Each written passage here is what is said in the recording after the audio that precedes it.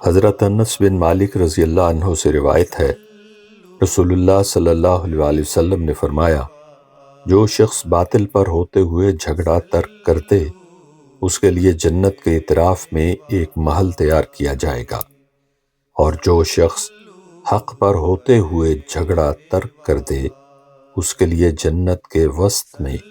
محل تیار کیا جائے گا، اور جو شخص اپنے اخلاق اچھے کر لے، اس کے لیے جنت کے بلند ترین حصے میں محل تیار کیا جائے گا۔ حضرت عبداللہ بن مسعود رضی اللہ عنہ سے روایت ہے، رسول اللہ صلی اللہ علیہ وآلہ وسلم نے فرمایا، جس کے دل میں رائی کے دانے برابر بھی تکبر ہوگا، وہ جنت میں داخل نہیں ہوگا،